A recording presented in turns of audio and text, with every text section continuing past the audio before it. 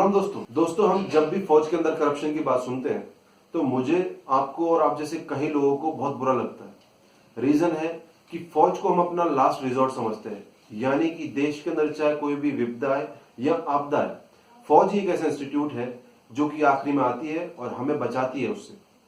और इसी के अंदर करप्शन होने लग जाए तो कहीं ना कहीं इसकी डिग्निटी और इसकी सैंक्टिटी पे सवाल तो उठते ही उठते हैं। और ऐसा ही करप्शन हमें अभी रिसेंटली देखने को मिला, जिसके अंदर ऑफिसर्स की रिक्रूटमेंट में करप्शन हो रहे थे। हालांकि ये कोई नई बात नहीं है कि फौज के अंदर हमें करप्शन देखने को नहीं मिले, पहले भी बहुत सारे करप्शन देखने को मिले, लेकिन वो करप्शन जो रिलेटेड थे वो गुड्स एंड सर्विसेज और इंफ्रास्ट्रक्चर प्रोजेक्ट से रिलेटेड ही थे, जिसके अंदर कभी ऑफिसर्स को या फिर कहीं हाई एल्टीट्यूड पे ओआरस को जो खाना जा रहा है वो बहुत ही घटिया क्वालिटी का भेजा गया, जिसके अंदर बीच में बिचौलिए ऑफिसर्स उन्होंने उसके रुपए को हड़प लिया। या फिर जब इंफ्रास्ट्रक्चर प्रोजेक्ट की बात करें तो कोई बिल्डिंग बनती है, उस बिल्डिंग की क्वालिटी इतनी घटिया होती है कि उसे एक साल के अंदर ही रेनोवेशन की जरूरत पड़ जाती है। और ये सारे का सारे फौज के करप्शन है। और यहां तक कि लद्दाख को भी नहीं छोड़ा। 2020 के अंदर नवंबर में लद्दाख में जब रोड कंस्ट्रक्ट हो रही थी तो उसमें भी करप्शन देखने को मिला। दोस्तों, अभी तक जो ऑफिसर्स का सिलेक्शन था डिफेंस के अंदर, आर्मी, नेवी, एयरफोर्स के अंदर, वो हम बहुत ही आइडियल मान रहे थे। और आइडियल इन सेंस उसे ऐसा मान रहे थे कि उसके अंदर करप्शन होना ना के बराबर है, लेकिन उन्होंने इसे भी पॉसिबल कर दिया और करप्शन करके दिखा दिया। दोस्तों, हम इम्पॉसिबल इसलिए मान रहे थे क्योंकि जो डिफेंस के अंदर जो एसएसबी का प्रोसीजर है वो हायरार्की बेस्ड है, यानी कि एक बड़े ऑफिसर से लेके छोटे एनसीओ तक सब इन्वॉल्व है इसके अंदर। और इसी को अंजाम दे दिया, जिस ऊपर से लेके नीचे तक सबको ब्राइब दे दी और करप्शन कर दिया सिलेक्शन प्रोसीजर के अंदर। और इसी तरह अगर कुछ चलता रहा तो वो टाइम दूर नहीं जब हमें कैप्टन विक्रम बत्रा जैसे ऑफिसर्स देखने को आर्मी में बिल्कुल भी नहीं मिलेंगे। और मैंने कैप्टन विक्रम बत्रा का एग्जांपल क्यों लिया, इसको भी हम इस वीडियो के अंदर जानेंगे। दोस्तों, डिफेंस के अंदर ऑफिसर बनने के लिए आपको गुजरना होता है एसएसबी प्रोसीजर के थ्रू। जो सिलेक्शन की प्रोसेस है वो 3 तरीके से होती है, जिसमें मेनली 3 एंट्रीज मान लीजिए एक तरह से। पहला, आप कोई रिटर्न देते हैं जैसे कि यूपीएससी, सीडीएस, एफकेट, आईनेट। दूसरा, टेक्निकल एंट्री, जिसके अंदर 10+2 बीटेक एंट्री, यूजीसी या एसएससी टेक एंट्रीज इंक्लूड होती है। और तीसरा होता है एनसीसी स्पेशल एंट्री, यानी जब आपने एनसीसी कर रखी हो और उसका सी सर्टिफिकेट ले रखा हो तो आप एलिजिबल हो जाते हैं एसएसबी को अटेंड करने के लिए। लेकिन दोस्तों, इस प्रोसीजर में आप एक ही बार में पास हो जाए, इसके बहुत ही कम चांसेस है। ऐसा नहीं है कि आप नहीं हो सकते, लेकिन जो रेशियो है सिलेक्शन का वो बहुत ही कम है। मान लीजिए किसी बैच के अंदर 100 बच्चे जाते हैं तो उसके अंदर स्क्रीनिंग के अंदर 70 to 80% आउट हो जाते हैं। और जो फाइनली रिकमेंडेड कैंडिडेट होता है वो मुश्किल से 2 या 3, कभी कभार 1 और कभी कभार पूरा का पूरा बैच वॉश आउट। कैंडिडेट्स बार बार आते हैं और उनका परसिवरेंस देखा जाता है उधर। और इसीलिए मैंने विक्रम बत्रा का एग्जाम्पल भी लिया, क्योंकि उनका जो सिलेक्शन था वो 13th अटेम्प्ट में हुआ था एसएसबी की। देखिए दोस्तों, एक ही इंटरव्यू को बार बार देना कितना हार्डवर्क, कितना डेडिकेशन। और एक ही जगह सेंटर नहीं आता, ऑल ओवर इंडिया में कहीं भी सेंटर आ जाता है। तो 13th अटेम्प्ट में जब उनका हुआ था, जिन्हें एक आइडियल एग्जांपल माना जाता है OLQs का, ऑफिसर लाइक क्वालिटीज का, तो इसकी प्रोसेस कितनी वेग होगी। और इसी वेग प्रोसेस का फायदा उठाया इन ऑफिसर्स ने करप्शन के लिए। बाकी सिविल के अंदर ग्रेड 1 जॉब के लिए, जैसे कि यूपीएससी सिविल सर्विस एग्जाम, उसमें जो इंटरव्यू होता है वो एक ही दिन का होता है और एक ही दिन में मुश्किल से 1 या 2 घंटे के अंदर वो इंटरव्यू कंप्लीट हो जाता है। लेकिन जो डिफेंस का इंटरव्यू एसएसबी होता है वो 5 डेज का होता है, यानी 1+4 डेज की प्रोसेस होती है। 1+4 डेज क्यों? क्योंकि फर्स्ट डे होता है स्क्रीनिंग टेस्ट, जिसके अंदर एलिमिनेशन हो जाता है 70 to 80% बच्चों का। और फिर उसके बाद नेक्स्ट 4 डेज के अंदर बाकी बच्चे टिकते हैं वहां पे और उनकी टेस्टिंग की जाती है, जो कि डिफेंस के द्वारा रिकमेंडेड सेंटर्स होते हैं उधर ही। तो दोस्तों, फर्स्ट डे होता है स्क्रीनिंग टेस्ट, जिसे जनरली कैंडिडेट्स इसी नाम से बुलाते हैं। स्क्रीनिंग टेस्ट में शुरुआत में ही एक ओआर टेस्ट होता है, जो कि बेसिकली रीजनिंग का टेस्ट होता है। उसके बाद एक पिक्चर दिखाई जाती है, उस पिक्चर को कंसीव करके आपको एक स्टोरी लिखनी होती है और उसी स्टोरी के बेसिस पर इंडिविजुअल नरेशन और उस पर ग्रुप डिस्कशन होता है।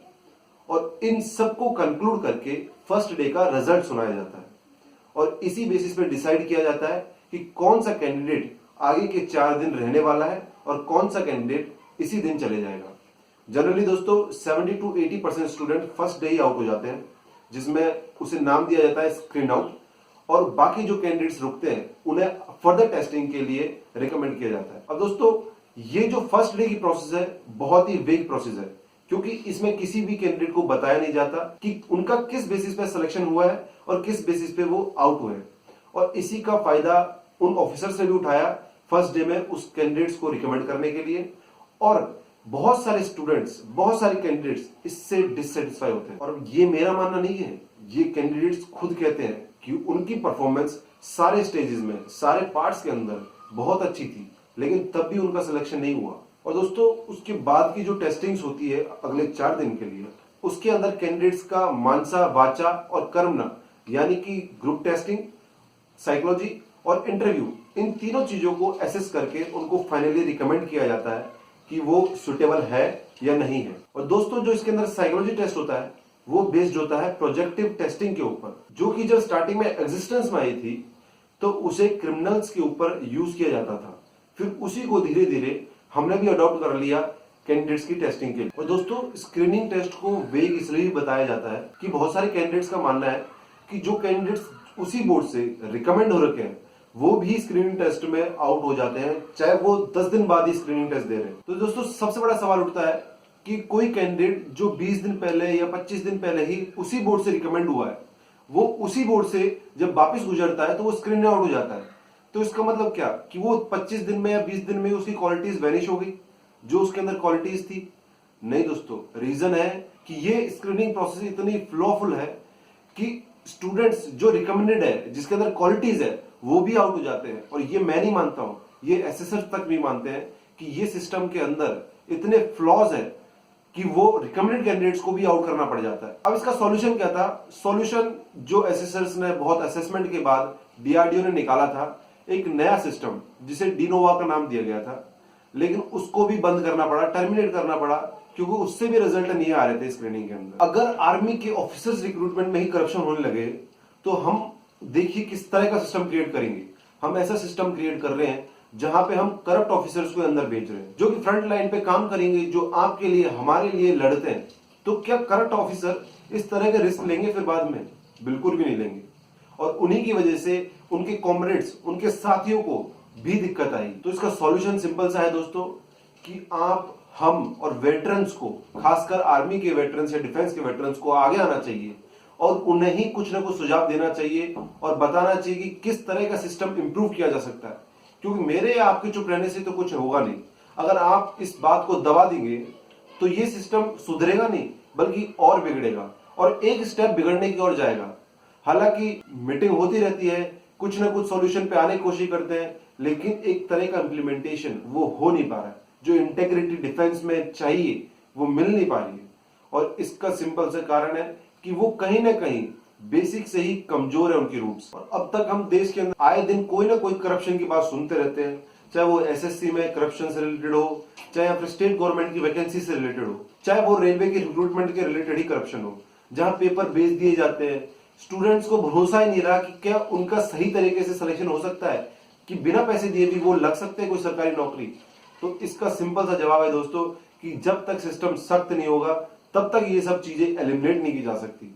जब तक कि लोगों में इंटीग्रिटी नहीं आएगी, देश प्रेम की भावना नहीं आएगी, तब तक इन चीजों को हटा नहीं सकते। और ऊपरी बात करने से कुछ नहीं होता, इस चीज को सच में इंप्लीमेंट करने की बात है। तो दोस्तों, आप और मैं सब जानते हैं कि ये सब चीजें आपसे और मुझसे ही सही होगी। और रही स्क्रूटनी की बात, तो जब भी इस तरह के करप्शन आते हैं तो हमें, आपको और मुझे खुल के बोलना चाहिए, जिससे कि ये सारी की सारी बातें आमने सामने आ सके और लोग सही में इस पे ध्यान दें और इस चीज को ज्यादा से ज्यादा उजागर करें और इस चीज को रोकने में मदद हो सकेगी। और दोस्तों, इसी के साथ आशा करता हूं कि आपको मेरी वीडियो इन्फॉर्मेटिव लगी होगी।